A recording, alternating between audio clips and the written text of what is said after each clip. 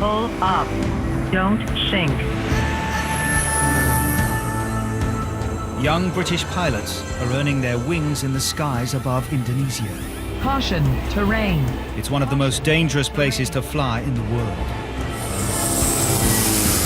I don't really want to get into the same situation as he did. It's high risk out here, basically. With almost no aviation jobs in the UK, Brits with little flying experience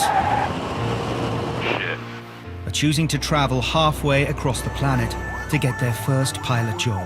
When you see something real like today, you do kind of want to put it out of your mind. The winds can really kick you up the ass. You feel like you don't have control. But putting their lives on the line could pay off big time and help them get their dream job with a commercial airline. Yeah, if anyone from BA Recruitment is watching, I'm really keen to go back and fly in the UK. That cheeky little air stewardess. I've wanted this since 5 years old, to be a jumbo jet captain. This series follows young pilots as they learn the ropes thousands of miles from home.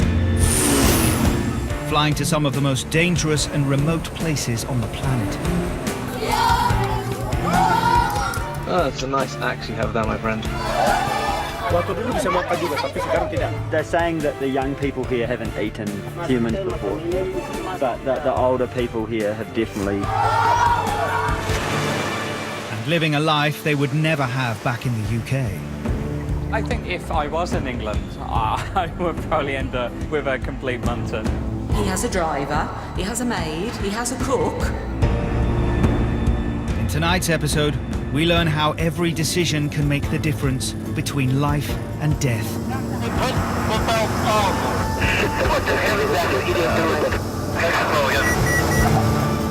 But is it a price worth paying to fulfill a lifelong dream? Stall. Stall. Stall.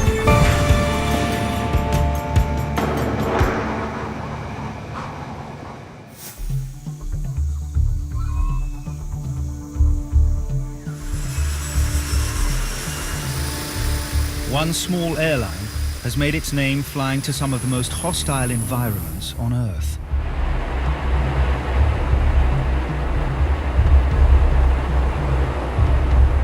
Hiring pilots with little flying experience who struggle to get a job anywhere else. As a low-ad pilot, it is always going to be difficult to get a job. I mean, that first job in aviation is absolutely vital.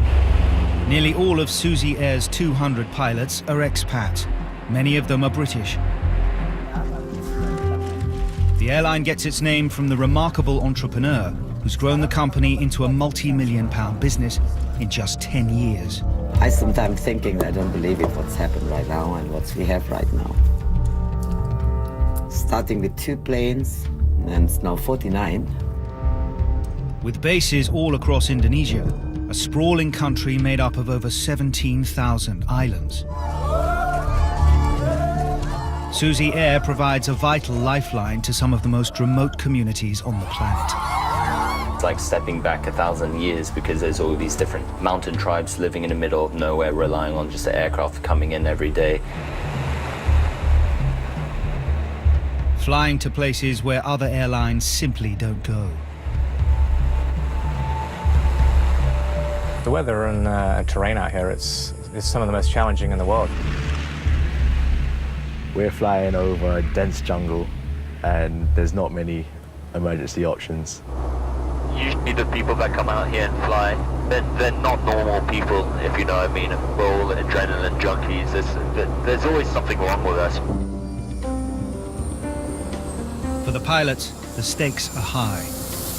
Indonesia has one of the world's worst air safety records. Suzy Air itself has had 3 fatal crashes in the last 3 years. It's been not easy. I mean, I have to do funeral speech for 2 times within 3 months. It cannot be easy job. Every day we still have a job to do, but deep down you're thinking about it. You're thinking about every single day it could happen to you. 2 of the 3 crashes happened in the remote region of Papua. Here, the airstrips are some of the shortest in the world. The weather is at its most extreme, and the mountains tower above dense jungle.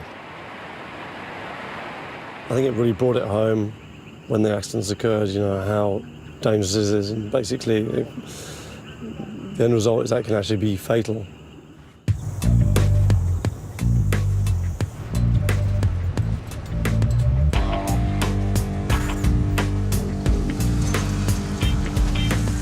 "37-year-old Captain Guy Richardson, originally from Farnham, has the responsibility of being base manager of the lowlands of Papua.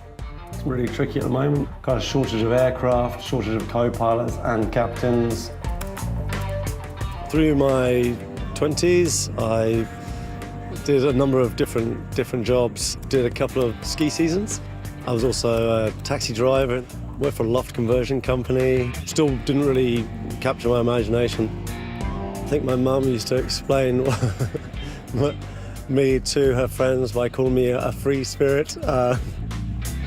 In 2011, Guy qualified as a pilot, but needing thousands more hours behind the controls to have any real chance of landing a job in the UK, he found himself at Suzy Air.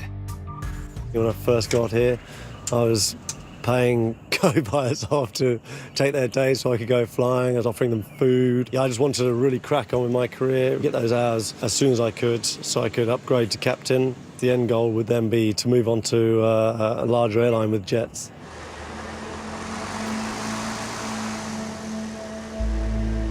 Despite only qualifying as a pilot 3 years ago, Guy's responsible for ensuring that any new pilots are able to deal with the dangers of flying here. On its day, when all the challenges come together, Papua can just really just be overwhelming. Today, Guy's mentoring 25-year-old Croatian Stjepan. It's only his second day behind the controls in the dangerous skies of Papua. I don't even know how to say. Takeoffs are optional, landings are mandatory. Co-pilot Stjepan's been flying with Suzy Air for less than a year. We're keeping a close eye on him, that he's happy, and yeah, it'll be his first time into all these new strips. It's gonna be a long day, just one of those days in Suzy Air.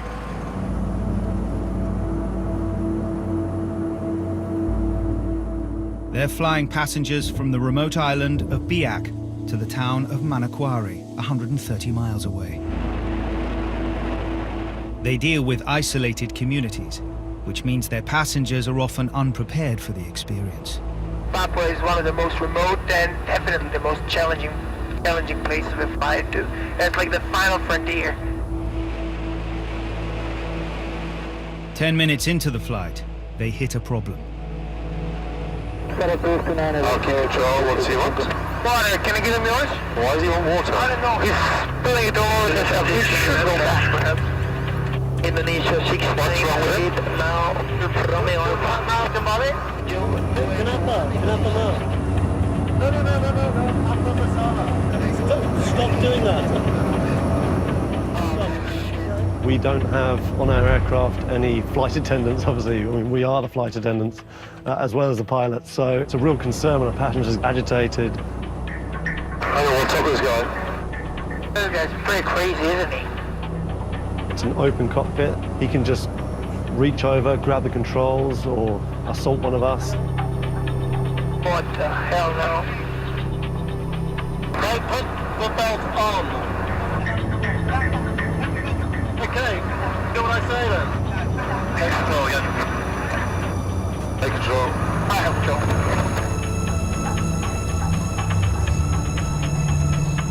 Mate, put your belt on now.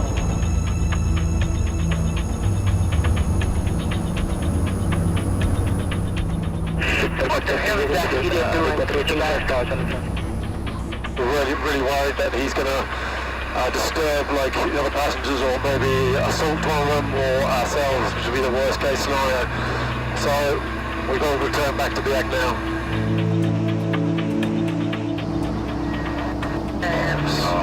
Flaps 20? Yeah. And I flaps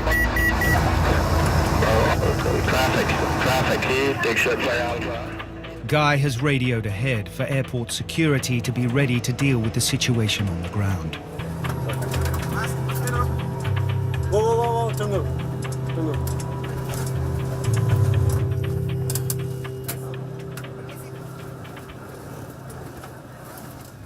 was taking water off us, he's moving around, seats, disturbing the passengers. The other passengers were really scared. So with that, we had to turn back. He's got water all down in there. Bawa trauma gitu ya? Iya, jadi ngapa itu saya aja, bagasinya tolong aja. Saya nggak jadi lagi. It's been a rude awakening to the realities of flying in Papua for co-pilot Stjepan. He seemed completely out of his mind. He wasn't able to comprehend orders, he didn't understand, and he was acting strangely, annoying other passengers. In the end, the guy calmed down, but you never know with these guys. It's not comfortable to sit around someone like that when you're 10,000 feet up.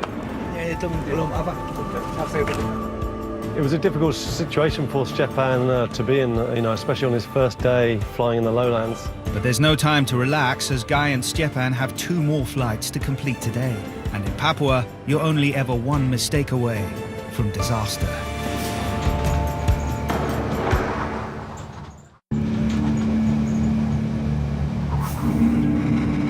In the last 10 years, there have been 60 plane crashes in Indonesia.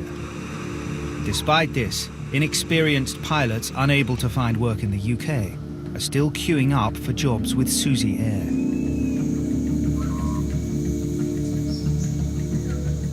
One of the newest recruits is 26-year-old Nick Holmes. Back in the UK, I sent out over 200 CVs to different airlines and only received maybe 5 responses. If Suzy Air didn't offer me this opportunity, I have no idea what I'd be doing. He's placing all his bets on this opportunity. I do like to gamble. I will take risks, and I think you need to succeed. Back home in the Isle of Man, Nick was a professional poker player. And now he's taken the ultimate gamble, leaving behind a secure job and his long-term girlfriend to follow his dream. There are some people who think you're crazy for not knowing everything you're getting into. Aviation safety is not as good in Indonesia as it is in the West. Training for the new recruits takes place at Suzy Air HQ in Pangandaran, on the south coast of Java, Indonesia's main island. We got off the plane and we went straight to class that very day. It was rush, rush, rush and madness. In 6 weeks, they'll be flying passenger planes. With 3 recent fatal crashes, it's essential that the intensive course prepares them for the worst. If you crash into the ground, seatbelts are useless. If the airplane is going to tip over, break up, explode. From dealing with fire in the cockpit. So who wants to have a first try to put out the fire with the fire extinguisher? To having to crash land into the sea.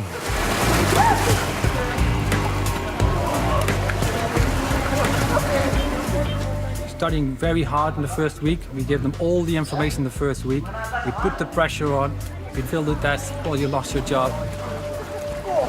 One of you will be unconscious and your partner will drag you a few miles to the shore.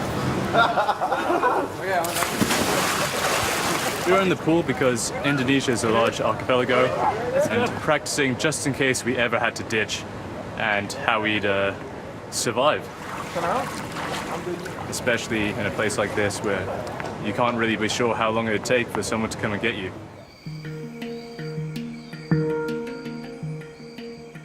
With their first exam just days away, proving they can handle the pressure is an essential part of the process. The pass requirements are very high for the exams, and we have one coming up on Saturday, and there's a huge pressure to pass. One of those battery burst circuit breakers pop. It's any circuit breaker. I think it's Is it any of them? Yeah. I'm fine for now, but I don't know what I'm going to be like by Saturday. If Nick passes the course, he'll graduate to become a co-pilot.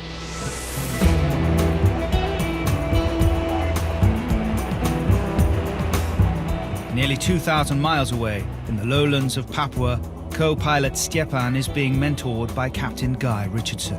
Guys, when they come out here, have definitely got to be a bit more mentally prepared. They're going to have to think about terrain, wind, all the weather before they go out flying every morning. Guy and Stepan's home base is a dry town, so they take every opportunity they can to pick up supplies. The nearest beer's about 140 miles away, so the guys have to organise with the crew over there to bring a box of the goodies down to the aircraft, and we load them up and fly back all smiles. Stepan, we got the beers that are in cargo port A. Makes me smile. He's a happy man. As captain, it's Guy's responsibility to make the vital decisions on all aspects of safety.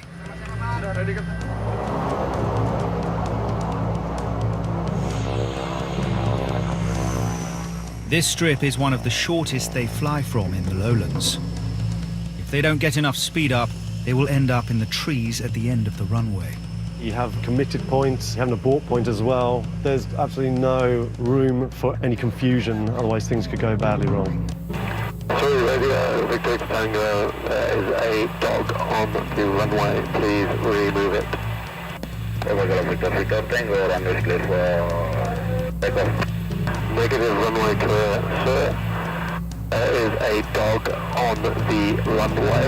Please get security to remove. Victor Tango, runway clear.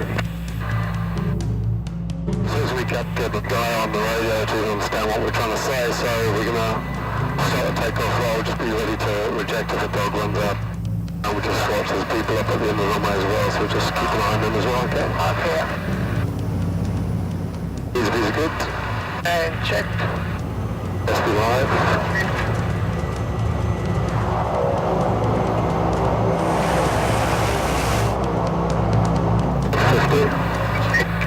Negative.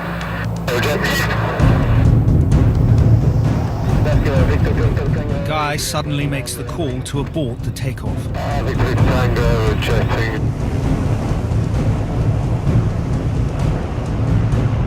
We'll try again now. This is a little discrepancy between the airspeeds.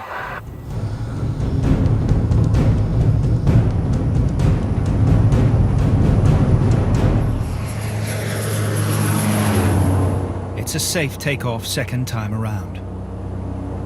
On their first attempt, Stepan's speed dial reading differed from Guy's, and with the correct airspeed critical to a safe takeoff, he had no option but to abort. Stepan called negative at a really critical stage, and we were like another 2 seconds from rotation, so if you don't reject then, or possibly ending up in the bushes at the end of the runway. Guy's been impressed with Stepan so far. The rejected takeoff went well, didn't seem to faze him, which is really what you're looking for in a pilot out here. With 2 tricky flights already under their belt, Guy and Stepan still have the rest of the day to navigate before they can crack open the beers. 300 miles from the developed and built-up Papuan lowlands, Suzy Air's base in Tamika serves the remote tribal areas of the mountain highlands. There is only one pilot based in Tamika, 25-year-old British captain Sam Quinn. I get up at 4:30 in the morning to get ready for 5. We do this, then we just beat the weather basically. The weather gets bad around 11 o'clock, 12 o'clock. Sam went to school in Oxford and originally had a very different career in mind. I realized that school wasn't really for me, so I left at 16 and thought I wanted to be the next Gordon Ramsay and just work in the kitchen. So I worked in the kitchen for about 3 years. It was pretty difficult, working 18 hours for 2 weeks straight and just basically giving up my life. Sick of the drudgery, he swapped the kitchen for the cockpit, and now his eyes are on the ultimate goal of a job on a commercial airline. But getting on the first rung of the ladder proved no less testing.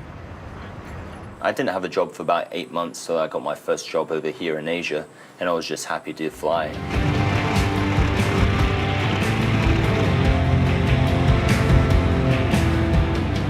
Some people I've known have got jobs for 3 years. Like getting your license and doing all the exams is pretty easy, but getting that first job is pretty hard. That's why most pilots come to Suzy Air who have minimum hours.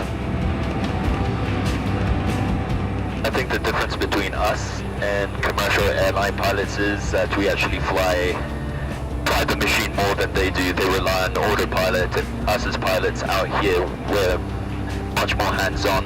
Sam is flying 80 miles to Sinak, a village deep in Papua's mountainous heartland. The flying here would test even the most experienced pilot, but ex-chef Sam's only been flying in Papua a few months. It's just a high terrain around it, because as you can see, we're at 12,500 feet, and terrain is right there. If we're off track slightly, we're smacking life into that, basically. It's quite scary at first, quite daunting, because you've got all these huge mountains just surrounding you, and you're just in this small little plane, and there's nothing below you, just trees. En route, Sam is reminded of how badly things can go wrong. There's actually a wet port on the side of the mountain, and obviously being a porter pilot myself, I don't really want to get into the same situation as he did. You see the fuselage, the left wing just smashed up to left, the right wing down there, and just the cockpit just demolished. This is the first time I've seen a crash. Not nice seeing another porter smash into the side of the hill.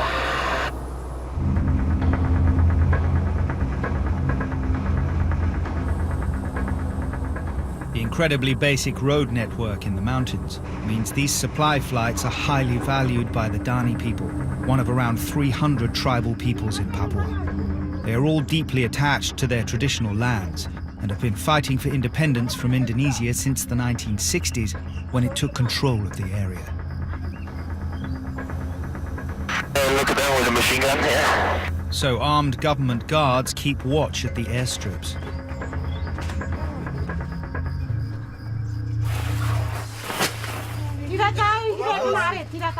Tensions can run high, and Sam has learned to expect the unexpected.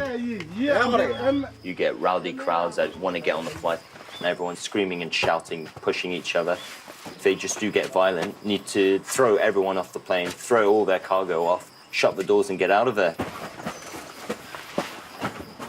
They got the local stash of rice and noodles, so yeah, it's about a 10-minute turnaround, so yeah, we're just going to shoot off back to Tamika. Maksudnya ini, barang ini.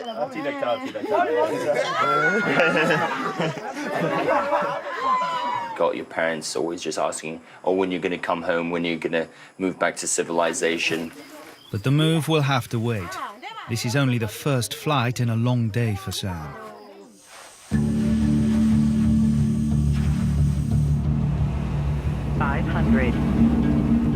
Kiwi George O'Brien is one of the most experienced pilots with Suzy Air.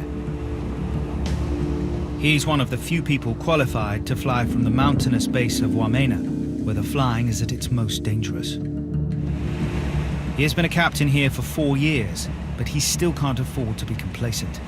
The weather here is predictably unpredictable. Every strip's to be treated with respect. Today, George is checking out 2 new airstrips. The mountainous heartland of Papua. The only way the tribes can get proper access to the outside world is if they build a strip themselves. George has the job of assessing whether these strips are safe to land at, but he has to fly blind to the first one. Yeah, we just know the general area of the strip. We don't have any coordinates or strip information, so we're just navigating visually. Pull up.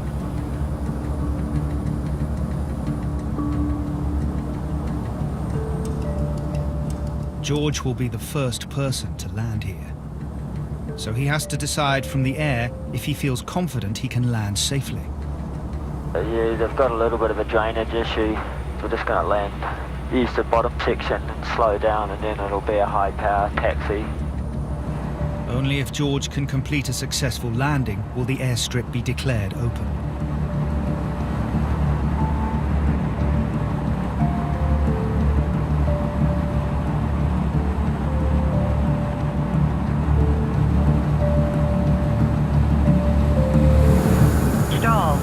Stall.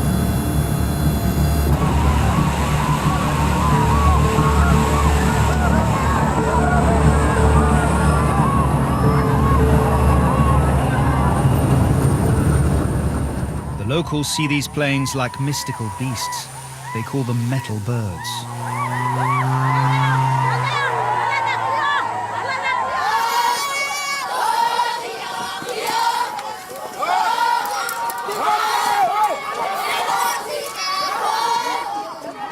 Berapa tahun lama? Ini? Ya.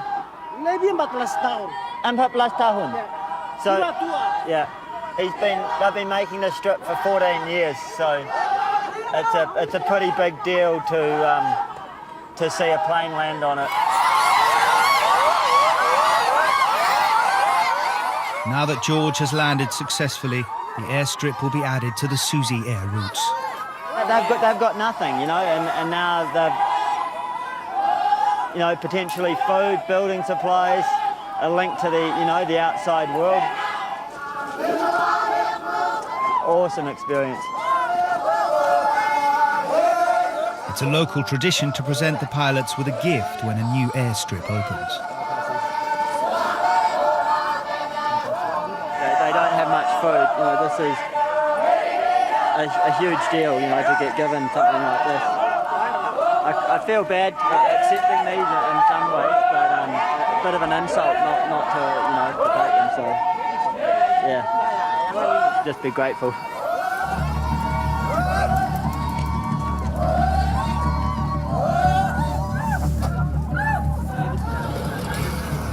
George also has the honour of being the first pilot to take off from this dangerously steep strip.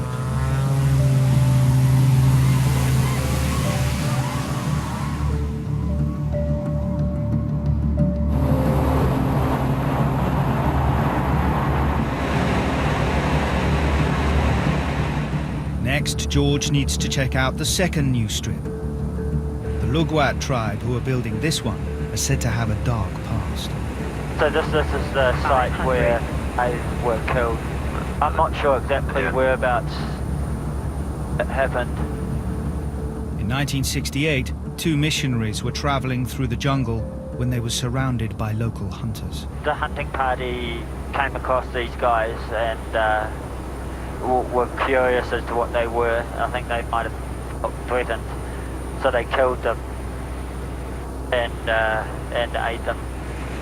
Everyone that I've spoken to that's been out here for any length of time thinks that cannibalism still exists in some of the more remote areas.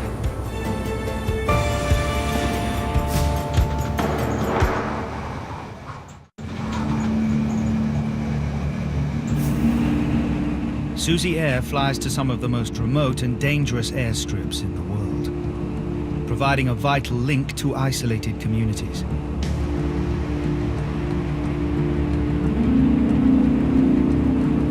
George O'Brien, one of Suzy Air's most experienced pilots, is checking out whether a new airstrip is fit for use.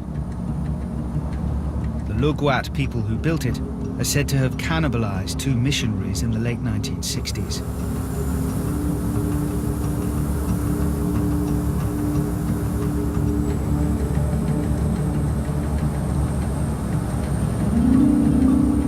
It's still got a wee way to go. We're going to call it after one of them. Unable to land on the strip they'll name after the dead missionaries, George lands on the other side of the valley.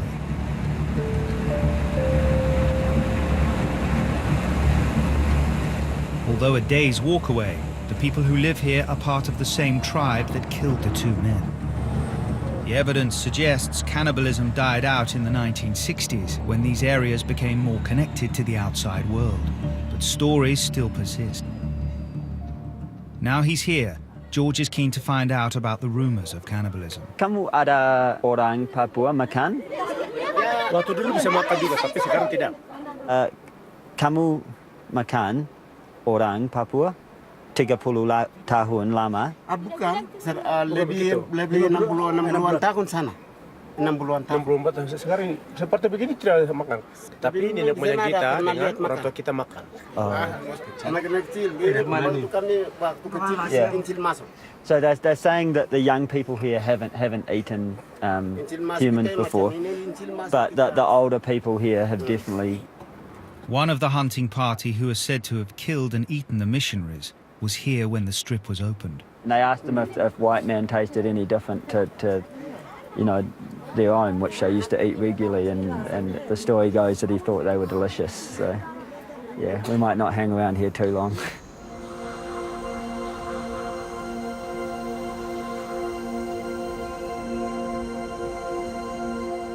George is keen to find out more about what happened to the 2 missionaries. The son of one of the men still lives in a neighboring village. He was a child when his dad met a brutal end, but stayed on to continue his missionary work. So you know that your father was cannibalized after he was killed? Most definitely, both Phil and Dad were cannibalized. People from Lolat, the warriors from Lolat, they followed them through until they were well out of their own village area before they took up the attack against them. Cannibalism was pretty rife in this whole area back in those days.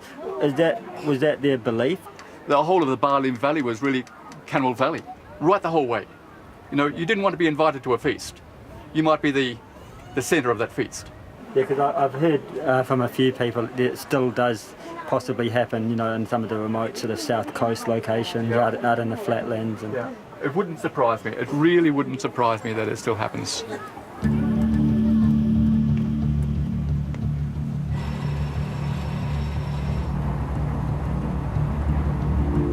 Been pretty sobering meeting Wesley. It's a bit of a reality check when you hear all these stories. It just goes to show what a different environment this is. Yeah, this place is a long way from the rest of the developed world.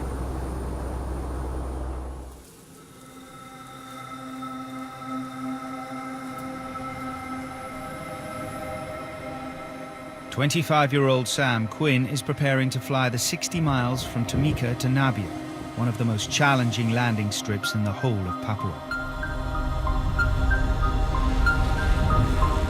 Nabia is set into a deep valley.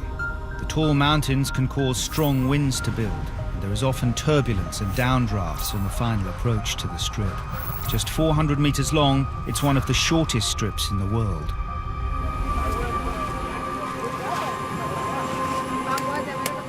The Suzy Air ground crew are in charge of ensuring the planes aren't dangerously overloaded. Yeah, 4 passengers and more some cargos, and they nearly put the wrong cargo inside. And if they put it, we will be crushed.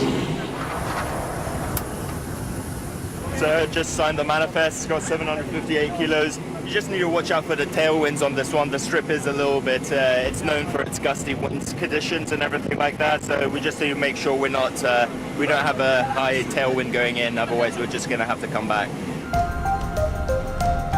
This strip is a big test for Sam, who only has a few months' experience of flying in Papua.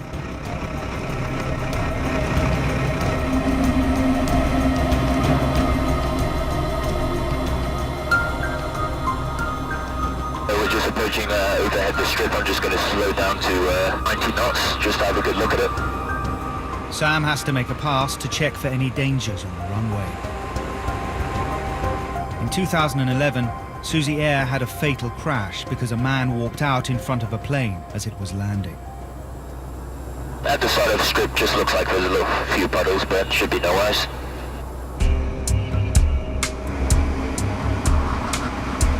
We're just going to shoot an approach. Really strong headwind here. Yeah, full power.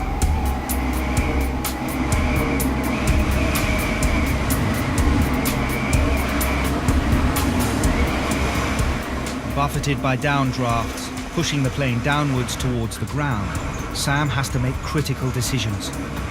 Too little power and he'll hit the mountain too early. Too much and he won't be able to slow down in time. Sam has to fight to keep control of the plane.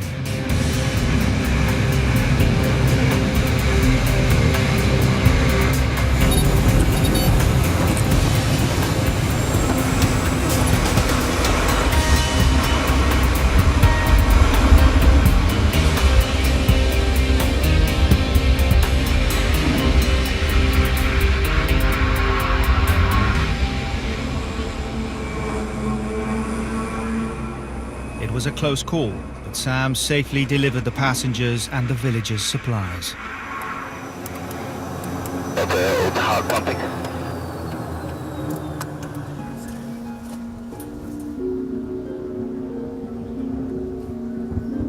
You committed then? Yeah, I was committed. I couldn't turn left or basically wind just pushing us down, and I just more or less nearly had full power on there just to try and maintain altitude, and it was just kept on pushing us down and down and down. That was a bit of a sketchy one. Okay. Sam's proved himself capable of making the right call in the most testing circumstances. I had my experience now. That was probably one of the sketchiest moments I've had, really. I've only been in Papua for 3 months now, and it's just finding out these things when you're out here. It's just a steep learning curve. When the weather's really bad, I mean really bad, and it's really kicking you around, and there's no other way you can get around it. You just have to plow right through it. You do get anxious. Once you think you know everything in aviation, that's when you're going to kill yourself, because you never stop learning.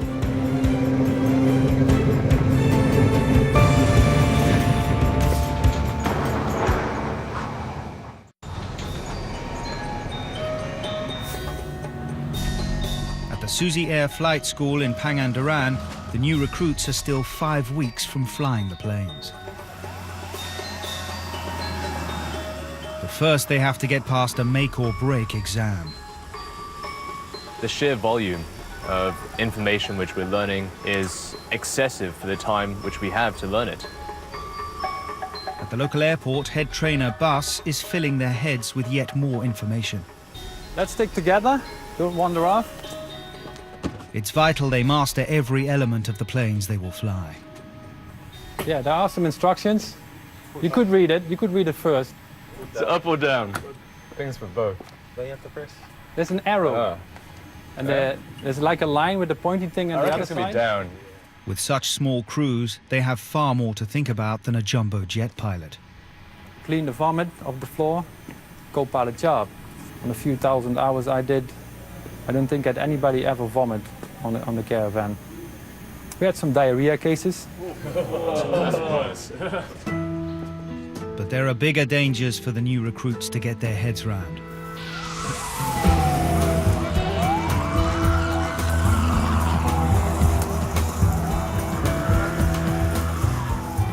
So you see a small aircraft now backtracking on the runway. You saw that the scooter on the other side just coming towards each other. And about 2 years ago in another training airport, the 2 people on the scooter drove right into the 2 people in the small training aircraft, and all 4 died. See, plane passes, straight away, scooter behind the airplane. I just kind of thought, if I was a pilot, even though they got the warnings going off, you see these guys on motorbikes just coming right to the edge of the runway, and you're thinking, you really aren't sure if he's going to stay there or if he's going to make a mad dash to try and get across in front of you. That's quite a surprise. Nick's taking a rare break from his studies.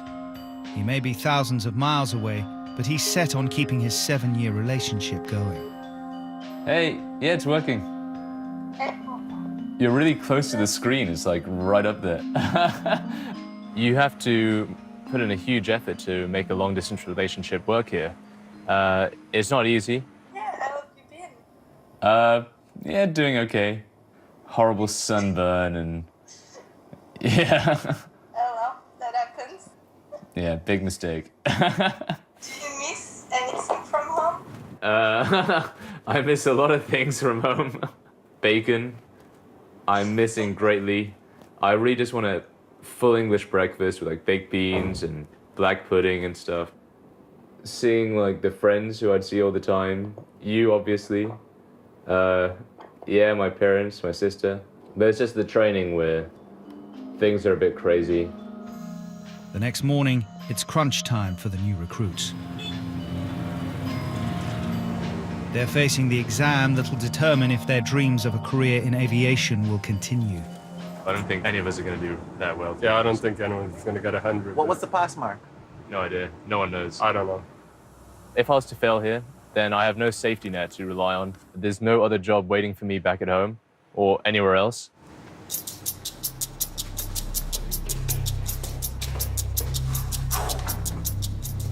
The recruits need a minimum of 80% to keep their flying dreams alive.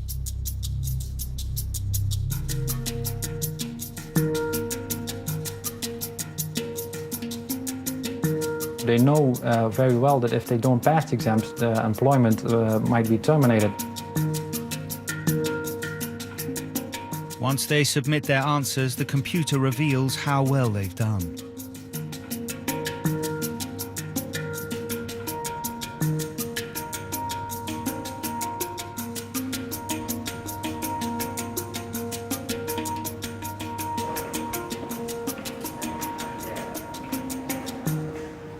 Yeah, I passed. That's all that matters. It wasn't the best score in the world, to be honest. 84%. Probably was harder than I thought. But that seems good enough for me. So I'm happy with that.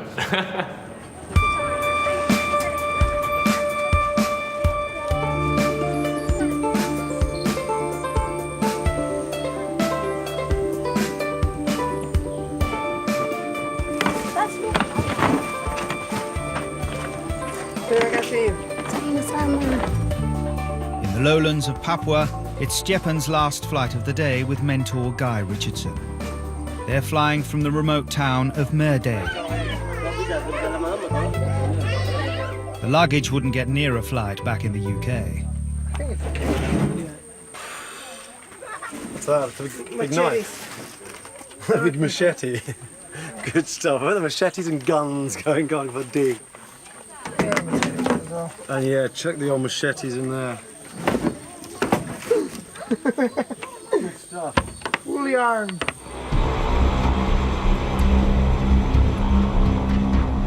This time, Stepan is taking the controls for the takeoff.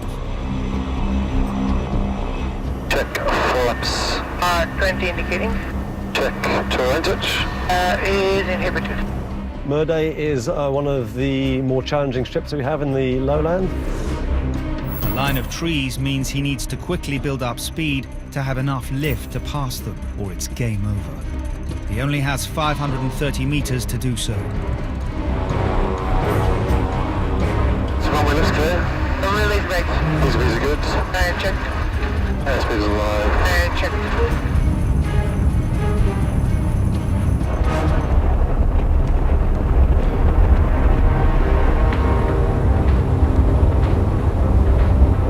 That's 60. Continue.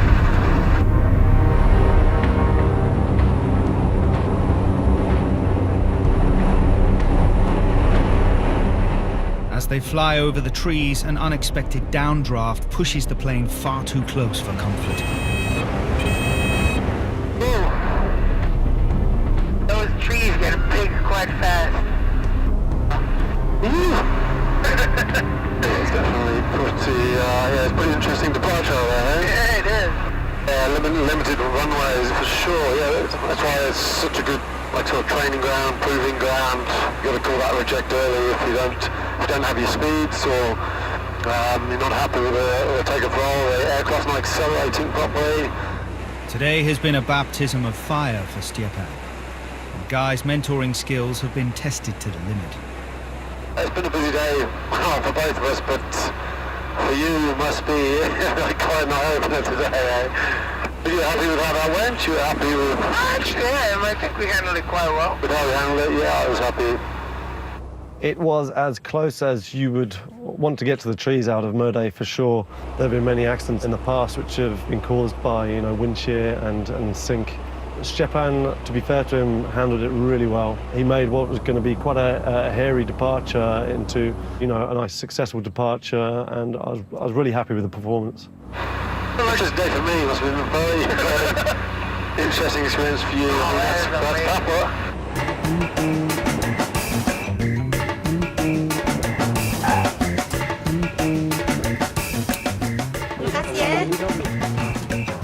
End of the day, finally. It was a long, long day. Quite interesting, though. I'm pretty sure I'm experiencing Papua in all its glory. It's not just the passengers they've managed to bring home safely. I'm waiting for the captain to allow me to take the beers. Are you wanting to take them? No, I can take them. No, you can take them. I'll just monitor. Go sneak these in. Guys, Sneaky. With Stepan's job in Papua looking secure, Guy's thoughts turn to his own future. I'll grab the beers, don't worry about it, Stepan. A very difficult mental process to try and reason with how manageable, you know, all these threats are and how dangerous the place is, with you know, how much you want to carry on the job and carry on flying. Deserve this for sure, buddy. Yeah. Appreciate it. Thanks, man. Good day. Thanks for today.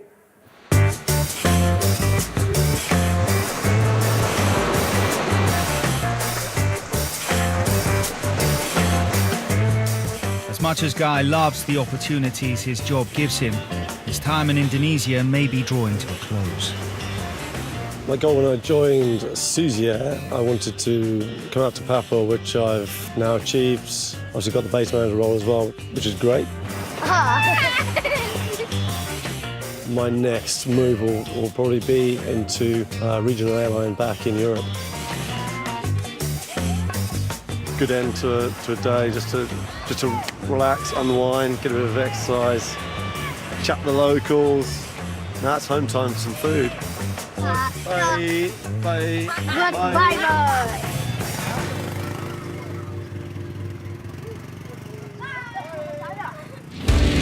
Next time, the new recruits take to the skies for the first time. What could go wrong? So bad. No. And a fight breaks out on the runway. Shit, he just smacked a girl in the face. We're having a good old family domestic in the jungle.